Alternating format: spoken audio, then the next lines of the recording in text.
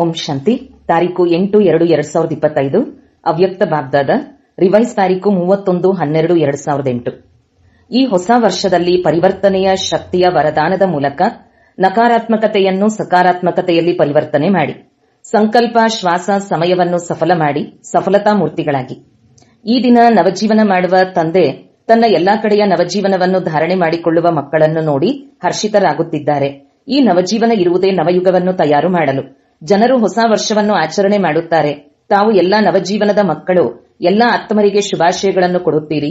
ಜೊತೆಯಲ್ಲಿ ನವಯುಗ ಬಂತು ಅಂದರೆ ಬಂದು ಬಿಟ್ಟಿತು ಎನ್ನುವ ಇದೇ ಶುಭ ಸಮಾಚಾರವನ್ನು ಕೊಡುತ್ತೀರಿ. ತಾವೆಲ್ಲ ಮಕ್ಕಳಿಗಂತೂ ತಂದೆ ಆಸ್ತಿಯ ರೂಪದಲ್ಲಿ ಸ್ವರ್ಣಿಮ ಪ್ರಪಂಚದ ಚಿನ್ನದ ಉಡುಗೊರೆಯನ್ನು ಕೊಟ್ಟು ಬಿಟ್ಟಿದ್ದಾರೆ. ಯಾವ ಸ್ವರ್ಣಿಮ ಪ್ರಪಂಚದಲ್ಲಿ ಅನೇಕ ಚಿನ್ನದ ಉಡುಗೊರೆಗಳು ಇದ್ದೇ ಇರುತ್ತದೆ. ತಮ್ಮೆಲ್ಲರಿಗೂ ಈ ಸ್ವರ್ಣಿಮ ಪ್ರಪಂಚದ ಉಡುಗೊರೆಯಂತೂ ನಮ್ಮ ಜನ್ಮಸಿದ್ಧ ಅಧಿಕಾರವಾಗಿದೆ ಎನ್ನುವ ನಶೆ ಇದೆ. ಈಗಿನ ಪ್ರಪಂಚದಲ್ಲಿ ಯಾರಾದರೂ ಯಾರಿಗಾದರೂ ಎಷ್ಟೇ ದೊಡ್ಡದರಲ್ಲಿ ದೊಡ್ಡ ಉಡುಗೊರೆಯನ್ನು ಕೊಡಲಿ, ದೊಡ್ಡದರಲ್ಲಿ ದೊಡ್ಡ ಉಡುಗೊರೆ ಏನು ಕೊಡುತ್ತಾರೆ? ಕಿರೀಟ ಅಥವಾ ಸಿಂಹಾಸನ. ಆದರೆ ತಮ್ಮ ಗೋಲ್ಡನ್ ಉಡುಗೊರೆ ಮುಂದೆ ಅದು ಎಂತಹ ವಸ್ತು ಆಗಿದೆ? ದೊಡ್ಡ ವಸ್ತುವೇನು? ನಮ್ಮ ತಂದೆ ನಮಗೆ ಎಲ್ಲದಕ್ಕಿಂತ ಅತಿ ದೊಡ್ಡ ನವಯುಗದ ಉಡುಗೊರೆ ಕೊಟ್ಟಿದ್ದಾರೆ ಎಂದು ನಿಮ್ಮ ಹೃದಯದಲ್ಲಿ ಖುಷಿ ಇದೆ, ನಿಶ್ಚಯವೂ ಇದೆ, ನಿಶ್ಚಿತವೂ ಆಗಿದೆ. ಈ ನಿಶ್ಚಿತವನ್ನು ಯಾರೂ ಅಲುಗಾಡಿಸಲು ಸಾಧ್ಯವಿಲ್ಲ. ಈ ಅಟಲ ನಿಶ್ಚಯ ಸದಾ ಸ್ಮೃತಿಯಲ್ಲಿ ಇರುತ್ತದೆಯೇ? ಸದಾ ಇರುತ್ತದೆಯೋ ಅಥವಾ ಕೆಲವೊಮ್ಮೆ ಕಡಿಮೆ ಆಗಿಬಿಡುತ್ತದೋ? ಜನ್ಮಸಿದ್ಧ ಅಧಿಕಾರ ಅಂದ ಮೇಲೆ ಜನ್ಮಸಿದ್ಧ ಅಧಿಕಾರ ಎಂದು ಅಲುಗಾಡಲು ಸಾಧ್ಯವಿಲ್ಲ. ಇಂದು ತಾವೆಲ್ಲ ಭಿನ್ನ ಭಿನ್ನ ಸ್ಥಾನಗಳಿಂದ ಹೊಸ ವರ್ಷವನ್ನು ಆಚರಿಸಲು ಬಂದಿದ್ದೀರಿ. ತಾವು ಈ ಹೊಸ ವರ್ಷವನ್ನು ಆಚರಿಸುತ್ತಿದ್ದೀರಿ ಅಂದಾಗ ಈ ಹೊಸ ವರ್ಷದ ಲಕ್ಷ್ಯ ಏನು ಇಟ್ಟುಕೊಂಡಿದ್ದೀರಿ? ಈ ಹೊಸ ವರ್ಷದಲ್ಲಿ ವಿಶೇಷವಾಗಿ ಏನು ಮಾಡಬೇಕಾಗಿದೆ? ಈ ಹೊಸ ವರ್ಷದ ವಿಶೇಷತೆ ಆಗಿದೆ ತಂದೆಯ ಸಮಾನ, ಸಂಪನ್ನ ಮತ್ತು ಸಂಪೂರ್ಣ ಆಗಲೇಬೇಕು. ಏನೇ ಪುರುಷಾರ್ಥ ಮಾಡಬೇಕಾಗಿ ಬರಲಿ, ಆದರೆ ಇದಂತೂ ನಿಶ್ಚಿತ, ನಾವು ತಂದೆಯ ಸಮಾನ ಆಗಲೇಬೇಕು. ಹಾಗಾದರೆ ಹೇಳಿ, ಎಲ್ಲರ ಮನದಲ್ಲಿ ಇದೇ ಪಕ್ಕಾ ಸಂಕಲ್ಪ ಇದೆ ಅಲ್ಲವೇ? ಇದೆಯೇ? ತಲೆ ಆಡಿಸಿರಿ. ಪ್ರತಿಯೊಂದು ಮಗು ತಂದೆಯ ಸಮಾನ ಆಗಲಿ ಎಂದು ತಂದೆಯೂ ಇದೇ ಬಯಸುತ್ತಾರೆ. ತಂದೆಯಂತೂ ತಂದೆಯೇ, ಆದರೆ ಮಕ್ಕಳು ತಂದೆಗಿಂತಲೂ ಶ್ರೇಷ್ಠರು ಅಂದ ಮೇಲೆ ತಂದೆಯ ಸಮಾನರಾಗುವ ಲಕ್ಷ್ಯವನ್ನು ಪೂರ್ತಿ ಮಾಡಲು ತಂದೆಯನ್ನು ಅನುಕರಣೆ ಮಾಡಬೇಕು. ತಾವೇ ಯೋಚಿಸಿ, ತಂದೆ ಬ್ರಹ್ಮ ತಂದೆ ಸಂಪೂರ್ಣ ಹೇಗಾದರು? ಅವರ ವಿಶೇಷತೆ ಏನಿತ್ತು? ಸಂಪೂರ್ಣರಾಗಲು ವಿಶೇಷ ಆಧಾರ ಏನಾಗಿತ್ತು? ಬ್ರಹ್ಮ ತಂದೆ ತಮ್ಮ ಪ್ರತಿಯೊಂದು ಸಮಯವನ್ನು ಸಫಲ ಮಾಡಿದರು. ಶ್ವಾಸ ಶ್ವಾಸ ಸೆಕೆಂಡ್ ಸೆಕೆಂಡ್ ಅನ್ನು ಸಫಲ ಮಾಡಿದರು ಅಂದಾಗ ಈ ವರ್ಷ ಏನು ಲಕ್ಷ್ಯ ಇಟ್ಟುಕೊಳ್ಳುತ್ತೀರಿ? ಸಫಲ ಮಾಡಿಕೊಳ್ಳಬೇಕು ಮತ್ತು ಸಫಲತಾ ಮೂರ್ತಿಗಳು ಆಗಲೇಬೇಕು. ಸಫಲತೆ ನಮ್ಮ ಕೊರಳಿನ ಹಾರ ಆಗಿದೆ. ಸಫಲತೆ ನಮ್ಮ ತಂದೆಯ ಆಸ್ತಿ ಆಗಿದೆ ಅಂದಾಗ ಈ ಲಕ್ಷ್ಯದಿಂದ ಪರಿಶೀಲನೆ ಮಾಡಿಕೊಳ್ಳಿ. ಪ್ರತಿದಿನ ತಮ್ಮನ್ನು ತಾವು ಪರಿಶೀಲನೆ ಮಾಡಿಕೊಳ್ಳಿ. ಸಫಲತಾ ಮೂರ್ತಿಗಳಾಗಿ ಸಮಯ, ಶ್ವಾಸ, ಖಜಾನೆ, ಶಕ್ತಿಗಳು, ಗುಣಗಳು ಎಲ್ಲವನ್ನೂ ಸಫಲ ಮಾಡಿಕೊಂಡಿದ್ದೇನೆಯೇ? ಈಗಿನ ಸಫಲತೆಯಿಂದ ಭವಿಷ್ಯದ 21 ಜನ್ಮಗಳಿಗಾಗಿ ಜಮಾ ಆಗುತ್ತದೆ. ಈಗ ತಾವು ಏನೆಲ್ಲ ಸಫಲ ಮಾಡಿಕೊಂಡಿದ್ದೀರಿ ಅದರ ಫಲ ಜಮಾ ಆಗುತ್ತದೆ. ಇದಂತೂ ಗೊತ್ತಿದೆ, ಮೊದಲೇ ತಿಳಿಸಲಾಗಿದೆ. ಒಂದು ವೇಳೆ ತಾವು ಸಮಯ ಸಫಲ ಮಾಡಿಕೊಳ್ಳುತ್ತೀರೆಂದರೆ ಭವಿಷ್ಯದಲ್ಲಿಯೂ ತಮಗೆ ಪೂರ್ತಿ ಸಮಯದ ರಾಜ್ಯಭಾಗ್ಯ ಪ್ರಾಪ್ತಿಯಾಗುತ್ತದೆ. ಶ್ವಾಸವನ್ನು ಸಫಲ ಮಾಡಿಕೊಳ್ಳುತ್ತೀರೆಂದರೆ 21 ಜನ್ಮ ಆರೋಗ್ಯವಾಗಿರುತ್ತೀರಿ. ಆರೋಗ್ಯದಲ್ಲಿ ಎಂದಿಗೂ ಯಾವ ಕಡಿಮೆಯೂ ಆಗುವುದಿಲ್ಲ. ಮತ್ತು ಜೊತೆಯಲ್ಲಿ ಯಾವುದೆಲ್ಲ ಖಜಾನೆ ಜಮಾ ಮಾಡಿಕೊಳ್ಳುತ್ತೀರಿ, ಎಲ್ಲದಕ್ಕಿಂತ ದೊಡ್ಡ ಖಜಾನೆ ಜ್ಞಾನದ ಖಜಾನೆಯಾಗಿದೆ. ಜ್ಞಾನದ ಅರ್ಥ ತಿಳುವಳಿಕೆ ಆಗಿದೆ. ಅಂದ ಮೇಲೆ ಜ್ಞಾನದ ಖಜಾನೆ ಸಫಲ ಮಾಡುವುದರಿಂದ ಭವಿಷ್ಯದಲ್ಲಿ ತಾವು ಈ ರೀತಿ ತಿಳುವಳಿಕೆ ಉಳ್ಳವರು ಆಗುತ್ತೀರಿ. ಅಲ್ಲಿ ತಾವು ಯಾವುದೇ ಮಂತ್ರಿಗಳಿಂದ ಸಲಹೆ ಪಡೆದುಕೊಳ್ಳುವ ಅವಶ್ಯಕತೆ ಇರುವುದಿಲ್ಲ. ತಾವೇ ಸ್ವಯಂ ಅಖಂಡ ರಾಜ್ಯ, ಅಟಲ ರಾಜ್ಯ ನಡೆಸುತ್ತೀರಿ. ಹಾಗೂ ತಮ್ಮ ರಾಜ್ಯದಲ್ಲಿ ಯಾವುದೇ ವಿಘ್ನಗಳು ಇರುವುದಿಲ್ಲ. ನಿರ್ವಿಘ್ನ, ಅಟಲ, ಅಖಂಡವಾಗಿರುತ್ತದೆ. ಇದಾಗಿದೆ ಜ್ಞಾನದ ಖಜಾನೆ ಜಮಾ ಮಾಡುವುದರ ಫಲ. ಒಂದು ಜನ್ಮ ಸಫಲ ಮಾಡಿಕೊಂಡಿದ್ದೀರಿ ಮತ್ತು ಅನೇಕ ಜನ್ಮಗಳು ಸಫಲತೆಯ ಫಲ ತಿನ್ನುತ್ತೀರಿ. ಅದೇ ರೀತಿ ಪ್ರಾಪ್ತಿಯಾಗಿರುವ ಶಕ್ತಿಗಳನ್ನು ಸ್ವಯಂ ಪ್ರತಿ ಅಥವಾ ಅನ್ಯರ ಪ್ರತಿ ಸಫಲ ಮಾಡಿಕೊಳ್ಳುತ್ತೀರಿ ಎಂದರೆ ಭವಿಷ್ಯದಲ್ಲಿ ತಮ್ಮ ರಾಜ್ಯದಲ್ಲಿ ಸರ್ವಶಕ್ತಿಗಳು ಇರುತ್ತದೆ. ಎಂದೂ ಯಾವ ಶಕ್ತಿಯ ಕೊರತೆ ಇರುವುದಿಲ್ಲ. ಹಾಗೆಯೇ ತಾವು ಗುಣದಾನ ಮಾಡುತ್ತೀರಿ ಎಂದರೆ ತಮ್ಮ ಅಂತಿಮ ಜನ್ಮ 84ನೇ ಜನ್ಮದವರೆಗೂ ಯಾವ ಜಡಚಿತ್ರಗಳನ್ನು ಮಾಡುತ್ತಾರೆ, ಕೊನೆಯವರೆಗೂ ತಮ್ಮದು ಏನು ಮಹಿಮೆ ಮಾಡುತ್ತಾರೆ? ಸರ್ವಗುಣ ಸಂಪನ್ನ ಅಂದಾಗ ಒಂದೊಂದರ ಸಫಲತೆಯ ಪ್ರಾಪ್ತಿಯಿಂದ ಅನೇಕ ಜನ್ಮಕ್ಕೆ ಅಧಿಕಾರಿಗಳು ಆಗಿಬಿಡುತ್ತೀರಿ. ಅಂದಾಗ ಈ ವರ್ಷ ಏನು ಮಾಡಬೇಕು? ಒಂದು ಶ್ವಾಸ, ಒಂದು ಸೆಕೆಂಡು ಸಹ ಅಸಫಲ ಆಗಬಾರದು. ಸಫಲ ಮಾಡಿಕೊಳ್ಳಬೇಕು. ಜಮಾದ ಸಮಯ ಒಂದು ಚಿಕ್ಕದಾದ ಸಮಯ ಹಾಗೂ ಫಲದ ಸಮಯ 21 ಜನ್ಮ ಅಂದ ಮೇಲೆ ಈ ವರ್ಷದಲ್ಲಿ ತಂದೆಯ ಸಮಾನ ಆಗುವ ಲಕ್ಷ್ಯವಿದೆಯೇ? ಎಲ್ಲರಿಗೂ ತಂದೆಯ ಸಮಾನ ಆಗಲೇಬೇಕು ಎನ್ನುವ ಲಕ್ಷ್ಯವಿದೆಯೇ? ಆಗಬೇಕು ಅಲ್ಲ, ಆಗಲೇಬೇಕು. ಆಗಲೇಬೇಕು ಎನ್ನುವ ಮಾತನ್ನು ಅಂಡರ್ಲೈನ್ ಮಾಡಿಕೊಳ್ಳಿ. ಮಕ್ಕಳು ಆಗುತ್ತೀರಾ? ಚಿಕ್ಕ ಮಕ್ಕಳು ಆಗುತ್ತೀರಿ. ಮಕ್ಕಳಿಗೆ ಕಿರೀಟ ಚೆನ್ನಾಗಿ ಕಾಣಿಸುತ್ತಿದೆ. ಎಲ್ಲಾ ಮಕ್ಕಳು ಕಿರೀಟ ಧರಿಸಿಕೊಂಡಿದ್ದಾರೆ. ಬಹಳ ಚೆನ್ನಾಗಿದೆ. ಈ ವರ್ಷದ ಲಕ್ಷ್ಯವನ್ನು ಇಟ್ಟುಕೊಂಡಿದ್ದೀರಿ ಹಾಗೂ ಜೊತೆಯಲ್ಲಿ ತಂದೆಯನ್ನು ಫಾಲೋ ಮಾಡುವ ಮಂತ್ರ ಸಫಲ ಮಾಡಿ ಸಫಲತಾ ಮೂರ್ತಿಗಳಾಗಬೇಕು. ಅದಕ್ಕಾಗಿ ಹೆಚ್ಚು ಪರಿಶ್ರಮ ಅಥವಾ ಕಷ್ಟವನ್ನು ಬಾಬ್ದಾದರವರು ಮಕ್ಕಳಿಗೆ ಕೊಡುವುದಿಲ್ಲ. ಬಹಳ ಸಹಜ ವಿಧಾನ ಹೇಳುತ್ತಾರೆ. ಸಹಜ ವಿಧಾನ ಯಾವುದು? ಏನೇ ಸಂಕಲ್ಪ ಮಾಡಲಿ ತಂದೆಯ ಸಂಕಲ್ಪ ಹೀಗಿತ್ತೇನು ಎಂದು ಮೊದಲು ಪರಿಶೀಲನೆ ಮಾಡಿಕೊಳ್ಳಿ. ಆಡುವ ಮಾತುಗಳನ್ನು ಪರಿಶೀಲನೆ ಮಾಡಿಕೊಳ್ಳಿ. ಏಕೆಂದರೆ ತಂದೆಯ ಸಮಾನ ಆಗಬೇಕಲ್ಲವೇ? ಅಂದಾಗ ಸಂಕಲ್ಪ, ಮಾತು, ಕರ್ಮ, ಸಂಬಂಧ, ಸಂಪರ್ಕ ಮೊದಲು ಯೋಚಿಸಿ. ತಂದೆಯದು ಹೀಗಿತ್ತೇನು ಎಂದು ಪರಿಶೀಲನೆ ಮಾಡಿಕೊಳ್ಳಿ ಮತ್ತು ತಂದೆಯ ಹಾಗೆ ಸ್ವರೂಪರಾಗಿ ಬ್ರಹ್ಮ ತಂದೆಯನ್ನು ಅನುಕರಣೆ ಮಾಡಿ. ಫಾಲೋ ಫಾದರ್ ಎಂಬ ಗಾಯನ ಇದೆ ಅಲ್ಲವೇ?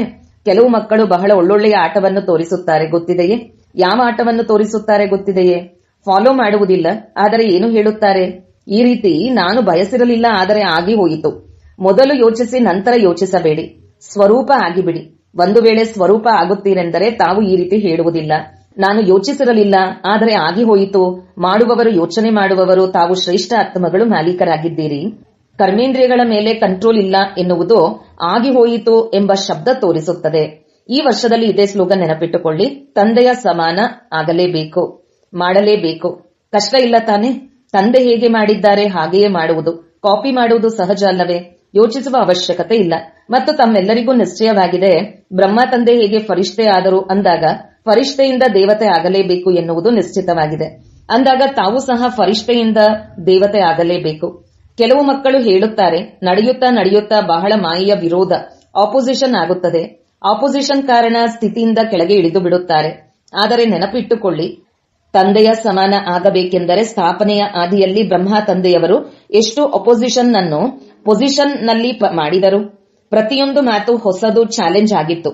ಈಗಂತೂ ಜಮಾನ ಬಹಳ ಬದಲಾವಣೆಯಾಗಿದೆ. ಆದರೆ ಬ್ರಹ್ಮ ತಂದೆ ಒಂಟಿಯಾಗಿ ಎಷ್ಟು ಸ್ವಮಾನದ ಸೀಟಿನ ಮೇಲೆ ಕುಳಿತು ಪೊಸಿಷನ್, ಸ್ಥಿತಿಯ ಮೂಲಕ ಅಪೋಸಿಷನ್ ಅನ್ನು ಎದುರಿಸಿದರು. ಎಲ್ಲಿ ಪೊಸಿಷನ್ ಇದೆ ಅಲ್ಲಿ ಅಪೋಸಿಷನ್ ಏನೂ ಮಾಡಲು ಸಾಧ್ಯವಿಲ್ಲ. ಮೊದಲು ಏನು ಹೇಳುತ್ತಿದ್ದರು? ಇವರು ಏರುಪೇರು ಮಾಡುತ್ತಾರೆ ಎಂದು. ಮತ್ತು ಈಗ ಏನು ಹೇಳುತ್ತಾರೆ? ಕಮಾಲ್ ಮಾಡುತ್ತಿದ್ದಾರೆ ಎಂದು ಹೇಳುತ್ತಾರೆ. ಎಷ್ಟೊಂದು ಅಂತರವಿದೆ. ಕಾರಣ ಏನು? ಬ್ರಹ್ಮ ತಂದೆಯವರು ಸ್ವಯಂ ಸ್ವಮಾನದ ಸೀಟ್ ಮತ್ತು ನಿಶ್ಚಯದ ಶಸ್ತ್ರಗಳ ಮೂಲಕ ಅಪೋಸಿಷನ್ ಅನ್ನು ಸಮಾಪ್ತಿ ಮಾಡಿದರು. ಅಂದಾಗ ತಾವು ಈ ವರ್ಷದಲ್ಲಿ ಏನು ಮಾಡುತ್ತೀರಿ? ಸಮಾನ ಆಗಬೇಕಲ್ಲವೇ? ಒಂದು ವೇಳೆ ಸದಾ ಅಪೋಸಿಷನ್ ಆಗುತ್ತದೆ ಎಂದರೆ ಸ್ವಮಾನದ ಸೀಟಿನ ಮೇಲೆ ಕುಳಿತು ಬಿಡಿ. ಆಗ ಅಪೋಸಿಷನ್ ಪೊಸಿಷನ್ ನಲ್ಲಿ ಬದಲಾಗಿ ಬಿಡಲಿ. ಸಾಹಸ ಇದೆಯೇ? ಬ್ರಹ್ಮ ತಂದೆಯ ಸಮಾನ ಆಗಲೇಬೇಕು. ಅದರಲ್ಲಂತೂ ಕೈ ಎತ್ತಿದಿರಿ. ಆದರೆ ಇಷ್ಟು ಸಾಹಸವಿದೆಯೇ? ಮೊಟ್ಟ ಮೊದಲು ಸ್ವಯಂನ ಪರಿವರ್ತನೆ, ನಂತರ ಅನೇಕ ಸಂಬಂಧ ಸಂಪರ್ಕದಲ್ಲಿ ಬರುವ ಆತ್ಮಗಳ ಪರಿವರ್ತನೆ, ಹಾಗೂ ನಂತರ ವಿಶ್ವದ ಆತ್ಮಗಳ ಪರಿವರ್ತನೆ. ತಮ್ಮ ಮನಸ, ಶುಭ ಭಾವನೆ, ಶುಭ ಕಾಮನೆಯ ಮೂಲಕ, ದೃಢ ಸಂಕಲ್ಪದ ಮೂಲಕ ಪರಿವರ್ತನೆ ಮಾಡಬೇಕು. ಅಂದಾಗ ಈ ವರ್ಷದಲ್ಲಿ ವಿಶೇಷವಾಗಿ ಒಂದು ಶಕ್ತಿಯ ವರದಾನವನ್ನು ಕೊಡುತ್ತಿದ್ದಾರೆ. ನನ್ನ ಬಾಬಾ ಎಂದು ಹೃದಯದಿಂದ ಹೇಳಿದರೆ ಆ ಶಕ್ತಿ ಪ್ರತ್ಯಕ್ಷ ಆಗುತ್ತದೆ. ಕೇವಲ ನನ್ನ ಬಾಬಾ ಎನ್ನುವುದಲ್ಲ, ಹೃದಯದಿಂದ ಹೇಳಿ, ಅಧಿಕಾರದಿಂದ ನನ್ನ ಬಾಬಾ ಎಂದು ಹೇಳಿದಾಗ ಶಕ್ತಿ ಪ್ರತ್ಯಕ್ಷ ಆಗಿಬಿಡುತ್ತದೆ. ಅದು ಯಾವ ಶಕ್ತಿ? ಪರಿವರ್ತನೆಯ ಶಕ್ತಿಯಾಗಿದೆ. ಪರಿವರ್ತನೆಯ ಶಕ್ತಿಯಲ್ಲಿ ವಿಶೇಷವಾಗಿ ನಕಾರಾತ್ಮಕವನ್ನು ಸಕಾರಾತ್ಮಕದಲ್ಲಿ ಪರಿವರ್ತನೆ ಮಾಡಿ. ವ್ಯರ್ಥ ಸಂಕಲ್ಪ, ವ್ಯರ್ಥ ನಡತೆಯನ್ನು ನೋಡುತ್ತಾ ಸಕಾರಾತ್ಮಕತೆಯಲ್ಲಿ ಪರಿವರ್ತನೆ ಮಾಡಿಕೊಳ್ಳಿ. ಸಕಾರಾತ್ಮಕತೆಯನ್ನು ನೋಡುವುದು, ಮಾತನಾಡುವುದು, ಮಾಡುವುದು ಕೇವಲ ಶುಭ ಭಾವನೆ ಹಾಗೂ ಶುಭ ಕಾಮನೆಯ ಮೂಲಕ ಸಹಜವಾಗಿ ಬಿಡುತ್ತದೆ. ಏಕೆಂದರೆ ಈ ಅಪೋಸಿಷನ್ ಅಂತೂ ಬಂದೇ ಬರುತ್ತದೆ. ಆದರೆ ತಮ್ಮ ಪರಿವರ್ತನೆಯ ಶಕ್ತಿ ತಮಗೆ ಸಹಜ ಸಫಲತೆಯನ್ನು ಕೊಡಿಸುತ್ತದೆ. ಹಾಗಾದರೆ ತಿಳಿಯಿತೆ, ಈ ವರ್ಷದ ವಿಶೇಷ ವರದಾನ ಪರಿವರ್ತನೆಯ ಶಕ್ತಿಯನ್ನು ದೃಢ ಸಂಕಲ್ಪದಿಂದ ಕಾರ್ಯದಲ್ಲಿ ತೆಗೆದುಕೊಂಡು ಬನ್ನಿ. ಪರಿವರ್ತನೆ ಮಾಡಿಕೊಳ್ಳಲು ಸಾಧ್ಯ ಅಲ್ಲವೇ? ನಿಮ್ಮ ಚಾಲೆಂಜ್ ನೆನಪಿದೆ ಅಲ್ಲವೇ? ತಾವು ವಿಶ್ವ ಪರಿವರ್ತಕರು ಅಲ್ಲವೇ? ವಿಶ್ವ ಪರಿವರ್ತಕ ಎಂಬ ಟೈಟಲ್ ನಿಮ್ಮದು ಅಂದ ಮೇಲೆ ಸ್ವಯಂ ಅನ್ನು ಪರಿವರ್ತನೆ ಮಾಡಿಕೊಳ್ಳುವುದು ಕಷ್ಟವೇನು? ಹೃದಯದಲ್ಲಿ ಯಾವುದೇ ಕಷ್ಟದ ಮಾತುಗಳು ಬಂದಲ್ಲಿ ಹಾಗೆ ನೋಡಿದರೆ ಕಷ್ಟದ ಮಾತೇನು ಇರುವುದಿಲ್ಲ. ತಾವು ಮಾಡಿಕೊಂಡು ಬಿಡುತ್ತೀರಿ. ತಾವು ಮಾಸ್ಟರ್ ಸರ್ವಶಕ್ತಿವಂತರು. ತಮ್ಮ ಮುಂದೆ ಯಾವುದೇ ತಾನೇ ಕಷ್ಟ. ಆದರೆ ತಾವು ಒಂದು ತಪ್ಪು ಮಾಡಿಬಿಡುತ್ತೀರಿ ಹಾಗೂ ಕಷ್ಟ ಮಾಡಿಕೊಂಡು ಬಿಡುತ್ತೀರಿ. ಹೇಗೆ ಇಲ್ಲಿ ಏನಾದರೂ ಅಂಧಕಾರದಲ್ಲಿ ಯಾರಾದರೂ ಅಪ್ಪಿತಪ್ಪಿ ಅಂಧಕಾರವನ್ನು ಓಡಿಸಲು ಪ್ರಯತ್ನ ಮಾಡಿದರೆ ಅಂಧಕಾರ ಓಡಿ ಹೋಗುತ್ತದೇನು? ನಾವು ಬೆಳಕಿನ ಸ್ವಿಚ್ ಆನ್ ಮಾಡಿದಾಗ ಅಂಧಕಾರ ಸೆಕೆಂಡಿನಲ್ಲಿ ಓಡಿ ಹೋಗುತ್ತದೆ. ಇದು ಸರಿಯಾದ ವಿಧಾನವಾಗಿದೆ. ಅಂದಾಗ ತಾವು ಸಹ ಈ ತಪ್ಪು ಮಾಡುತ್ತೀರಿ. ಯಾವ ಮಾತು ನಡೆದು ಹೋಗಿದೆ ಅದಕ್ಕೆ ಏಕೆ, ಏನು, ಯಾವಾಗ, ಹೇಗೆ, ಈ ಸಾಲು ಏಕೆ ಎಂಬ ಸಾಲಿನಲ್ಲಿ ಹೋಗುತ್ತೀರಿ. ಚಿಕ್ಕದಾದ ಮಾತನ್ನು ದೊಡ್ಡದಾಗಿ ಮಾಡುತ್ತೀರಿ. ಅದು ದೊಡ್ಡ ಮಾತು ಅಂದಾಗ ಕಷ್ಟವಾಗುತ್ತದೆ. ಚಿಕ್ಕ ಮಾತು ಮಾಡಿಕೊಳ್ಳಿ ಅಂದಾಗ ಸಹಜ ಆಗಿ ಬಿಡಲಿ. ತಂದೆ ಯಾವುದೇ ಶಕ್ತಿಯನ್ನು ಕಾರ್ಯದಲ್ಲಿ ತೊಡಗಿಸುವ ವಿಧಿ ಬಹಳ ಸಹಜವಾಗಿ ಹೇಳಿದ್ದಾರೆ. ತಮ್ಮ ಮಾಸ್ಟರ್ ಸರ್ವಶಕ್ತಿವಾನ್ ಈ ಸ್ಮೃತಿಯ ಸೀಟಿನಲ್ಲಿ ಕುಳಿತುಕೊಳ್ಳಿ. ಒಂದು ವೇಳೆ ಈ ಸೀಟಿನಲ್ಲಿ ಕುಳಿತುಕೊಂಡರೆ ಅಪ್ಸೆಟ್ ಆಗುವುದಿಲ್ಲ. ಸೀಟಿನಲ್ಲಿ ಕುಳಿತುಕೊಂಡಿಲ್ಲವೆಂದರೆ ಅಪ್ಸೆಟ್ ಆಗುತ್ತಾರೆ. ಸೀಟ್ ಇದ್ದರೆ ಅಪ್ಸೆಟ್ ಆಗುವುದಿಲ್ಲ. 63 ಜನ್ಮದ ಸಂಸ್ಕಾರ ಎಮರ್ಜ್ ಆಗಿ ಬಿಡುತ್ತದೆ. 63 ಜನ್ಮ ಏನಿತ್ತು ಈಗೀಗ ಸೆಟ್, ಈಗೀಗ ಅಪ್ಸೆಟ್ ಅಂದಾಗ ಸದಾ ಸ್ವಮಾನದ ಸೀಟಿನ ಮೇಲೆ ಸೆಟ್ ಆಗಿರಿ. ಮತ್ತು ಈ ವರ್ಷದಲ್ಲಿ ಏನು ಮಾಡುತ್ತೀರಿ? ಹೊಸ ವರ್ಷದಲ್ಲಿ ಉಡುಗೊರೆಯಂತೂ ಎಲ್ಲರಿಗೂ ಕೊಡುತ್ತೀರಲ್ಲವೇ? ಹಾಗಾದರೆ ಯಾವ ಉಡುಗೊರೆ ಕೊಡುತ್ತೀರಿ? ಶುಭಾಶಯಗಳಂತೂ ಕೊಡುತ್ತೀರಿ. ಅದರ ಜೊತೆ ಉಡುಗೊರೆ ಏನು ಕೊಡುತ್ತೀರಿ? ಉಡುಗೊರೆಯಂತೂ ತಮ್ಮ ಬಳಿ ಬಹಳಷ್ಟು ಇದೆ. ಎಷ್ಟು ಕೊಡಲು ಬಯಸುತ್ತೀರೋ ಅಷ್ಟು ಕೊಡಬಹುದು. ಸ್ಥೂಲ ಉಡುಗೊರೆಯಂತೂ ಅಲ್ಪಕಾಲಕ್ಕಾಗಿ ನಡೆಯುತ್ತದೆ. ಆದರೆ ತಾವು ಅವಿನಾಶಿ ತಂದೆಯ ಸಮಾನ ಆಗುವವರು ಅವಿನಾಶಿ ಉಡುಗೊರೆಯನ್ನು ಕೊಡಿ. ಮನಸ್ಸಿನ ಮೂಲಕ ಶಕ್ತಿಗಳ ಉಡುಗೊರೆ ಕೊಡಿ. ವಾಚಾದಿಂದ ಜ್ಞಾನದ ಗಿಫ್ಟ್ ಕೊಡಿ. ಕರ್ಮದ ಮೂಲಕ ಗುಣಗಳ ಗಿಫ್ಟ್ ಕೊಡಿ. ಎಲ್ಲರ ಬಳಿ ಇದೆ ಅಲ್ಲವೇ? ಇದೆ ಅಂದರೆ ತಲೆ ಆಡಿಸಿ. ಬಹಳ ಖಜಾನೆ ಇದೆ ಅಲ್ಲವೇ? ಕಡಿಮೆಯಂತೂ ಇಲ್ಲ ತಾನೆ? ಯಾರೊಂದಿಗಾದರೂ ಕಾರ್ಯದಲ್ಲಿ ಬನ್ನಿ, ಕಾರ್ಯದಲ್ಲಂತೂ ಬರಬೇಕಲ್ಲವೇ? ಅವರಿಗೆ ಈ ವರ್ಷದಲ್ಲಿ ಹೆಚ್ಚು ಉಡುಗೊರೆಯನ್ನು ಕೊಡಿ, ಆದರೆ ಅವಿನಾಶಿ ಉಡುಗೊರೆ ಆಗಿರಲಿ. ತಿಳಿಸಿದ್ದೇನಲ್ಲವೇ? ಯಾರನ್ನೂ ಖಾಲಿ ಹೋಗಲು ಬಿಡಬೇಡಿ. ಮನಸ್ಸಿನ ಬಹುಮಾನ ಆದರೂ ಕೊಡಿ, ಮಾತಿನಿಂದ ಅಥವಾ ಕರ್ಮದಿಂದಲಾದರೂ ಕೊಡಿ. ಅದಕ್ಕಾಗಿ ಸದಾ ತಮಗೆ ಒಂದು ಗಮನ ಇಟ್ಟುಕೊಳ್ಳಬೇಕಾಗುತ್ತದೆ. ಪ್ರತಿಯೊಂದು ಸಮಯ ಮನಸ್ಸಿನಲ್ಲಿ ಶಕ್ತಿಗಳ ಸ್ಟಾಕ್ ಇಟ್ಟುಕೊಳ್ಳಬೇಕು. ಎಷ್ಟೊಂದು ಶಕ್ತಿಗಳಿದೆ ಅಲ್ಲವೇ? ಲಿಸ್ಟ್ ಇದೆ ಅಲ್ಲವೇ?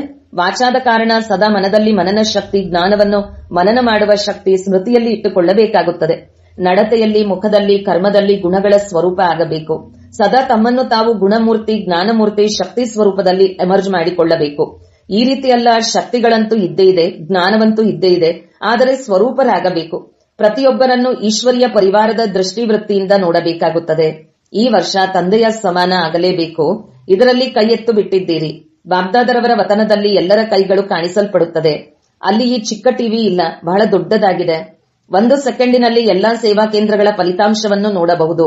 ಅಂದಾಗ ಬಾಬ್ದಾದರವರು ತಂದೆಯ ಸಮಾನ ಆಗಲೇಬೇಕು ಎಂಬ ನಿಮ್ಮ ಈ ಉತ್ಸಾಹವನ್ನು ನೋಡಿ ಬಹಳ ಖುಷಿ ಪಡುತ್ತಾರೆ.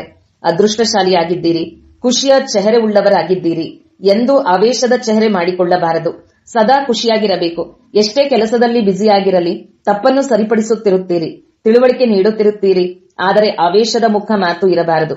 ಈ ವರ್ಷದಲ್ಲಿ ಈ ಪರಿವರ್ತನೆ ಮಾಡಿ ತೋರಿಸಿ, ಪ್ರೈಸ್ ಕೊಡುತ್ತೇನೆ. ಇಡೀ ವರ್ಷದಲ್ಲಿ ಯಾರು ಮುಗುಳ್ನಗುತ್ತಿರುತ್ತಾರೆ, ಯಾವುದೇ ಮಾತು ಬರಲಿ, ಕೆಲವು ಸಹೋದರ ಸಹೋದರಿಯರು ಹೇಳುತ್ತಾರೆ, ಎಲ್ಲರೂ ಈ ರೀತಿ ಆತ್ಮಿಕ ವಾರ್ತಾಲಾಪವಂತೂ ಮಾಡುತ್ತೀರಲ್ಲವೇ? ಅಂದಾಗ ಆವೇಶದಿಂದ ಜೋರಾಗಿ ಹೇಳಲಿಲ್ಲವೆಂದರೆ ಅವರು ತಿಳಿದುಕೊಳ್ಳುವುದಿಲ್ಲ, ಅವರು ಬದಲಾಗುವುದೇ ಇಲ್ಲ ಎಂಬ ಭಾವನೆ ತಾವು ಮೊದಲೇ ಇಟ್ಟುಕೊಂಡಿರಿ. ಆ ಕಾರಣ ತಮ್ಮ ವೈಬ್ರೇಷನ್ ಮೊದಲೇ ತಲುಪಿಬಿಡುತ್ತದೆ. ಆದ್ದರಿಂದ ಈ ವರ್ಷ ಕ್ರೋಧದ ಮಕ್ಕಳು ಮರಿಮಕ್ಕಳಿಗೆ ವಿದಾಯಿ ಕೊಡಬೇಕು. ಆಗುತ್ತದೆಯೇ? ಆವೇಶವೂ ಇರಬಾರದು. ತಂದೆ ಕೇಳುತ್ತಾರೆ, ಯಾರು ಸಮಯ ಪ್ರತಿ ಸಮಯ ಕೆಲಸ ಮಾಡಿಸಿಕೊಳ್ಳಲು, ಸುಧಾರಣೆ ಮಾಡಲು ಏನು ಕ್ರೋಧ ಮಾಡುತ್ತಾರೋ ಅದರಿಂದ ಅವರು ಸುಧಾರಣೆ ಆಗುತ್ತಾರೆಯೇ? ಕ್ರೋಧ ಮಾಡುವುದರಿಂದ ಯಾರಾದರೂ ಸುಧಾರಣೆ ಆಗಿದ್ದಾರೆಯೇ? ಆ ಲಿಸ್ಟ್ ಹೇಳಿ. ಇನ್ನೂ ಸಿಟ್ಟಿಗೇಳುತ್ತಾರೆ, ಸುಧಾರಣೆ ಆಗುವುದಿಲ್ಲ. ಮನಸ್ಸಿನಲ್ಲಿ ಅಪೋಸಿಷನ್ ಮಾಡಿಕೊಳ್ಳುತ್ತಾರೆ. ಒಂದು ವೇಳೆ ದೊಡ್ಡವರಾದರೆ ಮನದಲ್ಲಿ ಅಪೋಸಿಷನ್ ಮಾಡುತ್ತಾರೆ, ಹೇಳಲು ಆಗುವುದಿಲ್ಲ. ಒಂದು ವೇಳೆ ಚಿಕ್ಕವರಾದರೆ ಅಳಲು ಪ್ರಾರಂಭಿಸುತ್ತಾರೆ. ಅಂದಾಗ ಈ ವರ್ಷ ಏನೇನು ಮಾಡಬೇಕು ಅದೆಲ್ಲವನ್ನೂ ತಿಳಿಸುತ್ತಿದ್ದೇವೆ. ಇಷ್ಟ ಇದೆಯೇ? ಮಾಡುತ್ತೀರಾ? ಈಗ ಕೈಯೆತ್ತಿ. ಮಾಡಬೇಕೇ? ಟಿವಿಯವರು ಫೋಟೋ ತೆಗೆಯಿರಿ. ಕೈಯೆತ್ತಿ. ಸ್ವಲ್ಪ ಕೈ ಹಾಗೆ ಇಟ್ಟುಕೊಳ್ಳಿ. ಟಿವಿಯವರು ಫೋಟೋ ತೆಗೆಯುತ್ತಿದ್ದಾರೆ. ಅಂದಾಗ ಸಮಯದ ಪ್ರಮಾಣ ಬಾಬ್ದಾದರವರು ನೋಡುತ್ತಿದ್ದರು. ಸಮಯದ ವೇಗ ಈ ಸಮಯದಲ್ಲಿ ತೀವ್ರವಾಗಿದೆ. ಅಂದಾಗ ಸಮಯವನ್ನು ಯಾರು ಎದುರಿಸುತ್ತಾರೆ? ಎದುರಿಸುವವರು ತಾವೇ ಅಲ್ಲವೇ? ದುಃಖಿಗಳ ಕೂಗು, ಸಮಯದ ಕೂಗು, ಭಕ್ತರ ಕೂಗು ಅಷ್ಟು ಕೇಳಿಸಿಕೊಳ್ಳದೆ ಇರುವುದು ಬಾಬ್ದಾದರವರು ನೋಡಿದರು. ಪಾಪ ಧೈರ್ಯಹೀನರಾಗಿದ್ದಾರೆ. ಅವರಿಗೆ ರೆಕ್ಕೆಗಳು ಕೊಡಿ, ಇದರಿಂದ ಹಾರಲು ಸಾಧ್ಯವಾಗಲಿ. ಧೈರ್ಯದ ರೆಕ್ಕೆ, ಉಮಂಗ, ಉತ್ಸಾಹದ ರೆಕ್ಕೆಯನ್ನು ಕೊಡಿ. ಒಳ್ಳೆಯದು. 4 ಕಡೆಯ ಮಕ್ಕಳು ಈಗ ಬಾಬ್ದಾದ ಕೊಟ್ಟಿರುವ ಹೋಂವರ್ಕ್ ಪ್ರಾಯೋಗಿಕವಾಗಿ ಮಾಡಿ ಪ್ರಮಾಣವನ್ನು ತೋರಿಸುವ ಸುಪುತ್ರ ಮಗು ತನ್ನ ಪ್ರಭಾವವನ್ನು ತೋರಿಸುತ್ತಾರೆ. 4 ಕಡೆಯ ಮಕ್ಕಳಿಗೆ ಬಹಳ ಬಹಳ ಹೃದಯದ ಪ್ರೀತಿ ಮತ್ತು ಹೃದಯದ ಪದಮ ಪಟ್ಟು ನೆನಪು ಪ್ರೀತಿ ಸ್ವೀಕಾರ ಮಾಡಿರಿ. ಮತ್ತು ಇಂತಹ ಯೋಗ್ಯ ಮಕ್ಕಳಿಗೆ, ಶ್ರೇಷ್ಠ ಮಕ್ಕಳಿಗೆ ಬಾಬ್ದಾದರವರ ನಮಸ್ತೆ. ಎಲ್ಲರೂ ಹೊಸ ವರ್ಷವನ್ನು ಆಚರಿಸಿದಿರಿ ಮತ್ತು ಈ ವರ್ಷದ ಪ್ರತಿ ದಿನ ಸ್ವ ಪರಿವರ್ತನೆ ಮತ್ತು ವಿಶ್ವ ಪರಿವರ್ತನೆಯ ರೂಪದಲ್ಲಿ ಆಚರಿಸುತ್ತಾ ಇರಿ. ಪ್ರತಿದಿನ ಹೊಸ ಪರಿವರ್ತನೆ, ಪ್ರತಿದಿನ ಹೊಸ ಸೇವೆ, ಪ್ರತಿದಿನ ಸದಾ ಉಮಂಗ, ಉತ್ಸಾಹ. ಒಂದು ದಿನವೂ ಚಿಂತೆ, ಚಿಂತನೆಯದಲ್ಲ, ಸೇವೆಯ ಪ್ರತಿ ಮಾಡಲೇಬೇಕು. ಇಂತಹ ದೃಢ ಸಂಕಲ್ಪ ಮಾಡಿ. ಸಮಯ ಸಮೀಪ ಬರುತ್ತಾ ತಂದೆ ಸಮಾನ ಆಗಿ ಹಾರಬೇಕು ಮತ್ತು ಹಾರಿಸುತ್ತಿರಬೇಕು. ಒಳ್ಳೆಯದು. ಓಂ ಶಾಂತಿ. ವರದಾನ: ಪ್ರತಿಯೊಬ್ಬರ ಸಲಹೆಗೆ ಗೌರವ ಕೊಟ್ಟು ವಿಶ್ವದ ಮೂಲಕ ಗೌರವವನ್ನು ಪ್ರಾಪ್ತಿ ಮಾಡಿಕೊಳ್ಳುವಂತಹ ಬಾಲಕನಿಂದ ಮಾಲೀಕ ಭವ. ಭಲೆ ಯಾರೇ ಕಿರಿಯರಾಗಲಿ ಅಥವಾ ಹಿರಿಯರು, ತಾವು ಪ್ರತಿಯೊಬ್ಬರ ಸಲಹೆಗೆ ಅವಶ್ಯಕವಾಗಿ ಗೌರವ ಕೊಡಿ. ಏಕೆಂದರೆ ಯಾರದೇ ಸಲಹೆಯನ್ನು ಮುರಿಯುವುದು ಅರ್ಥಾತ್ ತಮ್ಮನ್ನು ತಾವು ಅವರ ಸಂಬಂಧದಿಂದ ದೂರವಾಗುವುದು. ಆದ್ದರಿಂದ ಒಂದು ವೇಳೆ ಯಾರಲ್ಲಿಯೇ ಇರುವಂತಹ ವ್ಯರ್ಥವನ್ನು ತೆಗೆಯಬೇಕೆಂದರೆ ಮೊದಲು ಅವರಿಗೆ ಗೌರವ ಕೊಡಿ, ಸ್ವಮಾನ ಕೊಡಿ, ನಂತರದಲ್ಲಿ ಶಿಕ್ಷಣ ಕೊಡಿ. ಇದೇ ವಿಧಾನವಾಗಿದೆ. ಯಾವಾಗ ಈ ರೀತಿ ಗೌರವ ಕೊಡುವ ಸಂಸ್ಕಾರವನ್ನು ತಮ್ಮಲ್ಲಿ ತುಂಬಿಕೊಳ್ಳುತ್ತೀರಿ, ಆಗಲೇ ವಿಶ್ವದಿಂದ ತಮಗೆ ಗೌರವವು ಸಿಗುವುದು. ಇದಕ್ಕಾಗಿ ಬಾಲಕನಿಂದ ಮಾಲೀಕ, ಮಾಲೀಕನಿಂದ ಬಾಲಕರಾಗಿರಿ. ಬುದ್ಧಿಯು ಬೇಹದ್ದಿನಲ್ಲಿ ಶುಭ ಕಲ್ಯಾಣದ ಭಾವನೆಯಿಂದ ಸಂಪನ್ನವಾಗಿರಲಿ. ಸ್ಲೋಗನ್: ಮಸ್ತಕದಲ್ಲಿ ಸದಾ ಜೊತೆ ಸತ್ಯ ಸಂಘದ ಸ್ಮೃತಿಯ ತಿಲಕವನ್ನಿಟ್ಟುಕೊಳ್ಳುವುದೇ ಸುಮಂಗಲಿಯ ಲಕ್ಷಣವಾಗಿದೆ.